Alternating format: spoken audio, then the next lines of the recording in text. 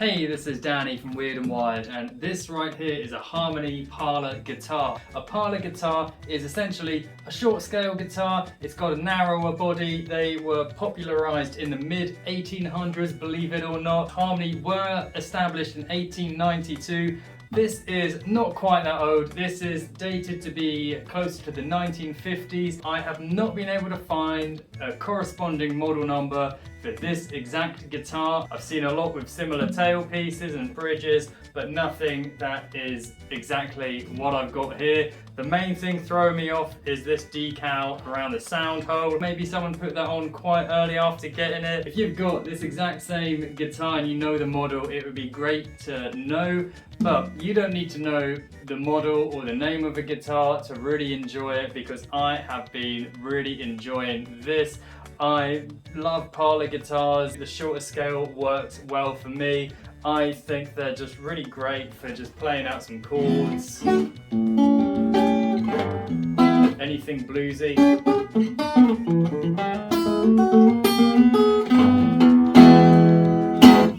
Just so easy to get along with. It's clear to see that this has been well played and well loved. The thing that tells me that more than anything is this repair on the body. It's not the cleanest job. It looks like it was done quite some time ago, and that shows that someone really did love this instrument enough to try and repair it to the best of their abilities. It's not the cleanest job, but it holds together. It does what it needs to do. Parlor guitars, they look smaller. They're certainly not kids' guitars based upon the size. They can be really, really well built instruments. All this really needs is a bit of a cleanup and some new strings. So let's get this on the bench and have some fun.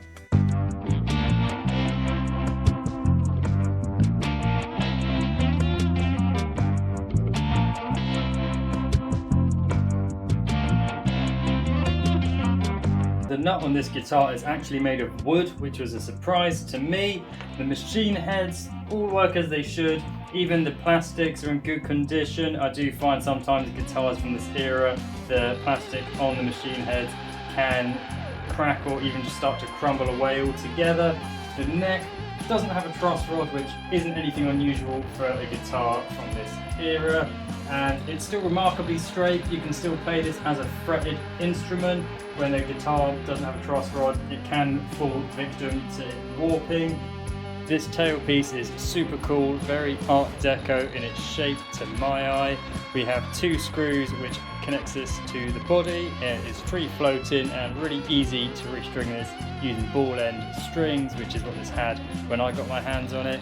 Our bridge is really interesting and has also left quite a mark on the body where it had been placed over time. I did find as well that wasn't the best position for this to have good intonation. I did find having the bridge a lot closer to the tailpiece sorted that out no problem. But this is how it was placed on the guitar when I got it, where you've got this line of fret wire here and these notches cut out of the wood where the strings will sit.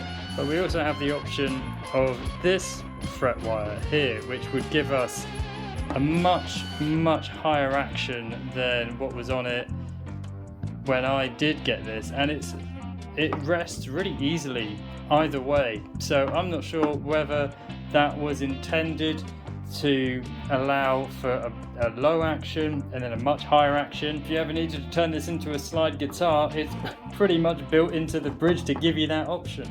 Here's a closer look at that repair on the body. As I say, it's not the cleanest job, but it certainly does what it needs to, and it shows that someone loved this thing enough to at least have a go at putting it back together into one piece. Its personality, its character, its history. So for all of those reasons, I am very happy to leave this as it is.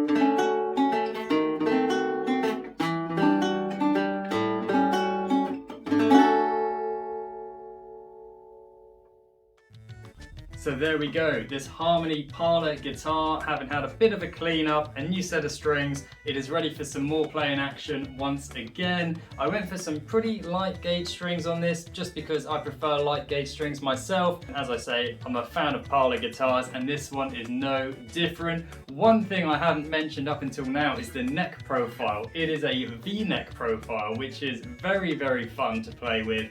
Very accessible for any higher up melodies as well. I would love to know what you guys think. Do you have this same guitar? Do you have a different Harmony guitar? Do you have a different Parlor guitar? I would love to hear all about it, so do let me know all your thoughts and feelings, and until the next time, keep it weird and keep it wired.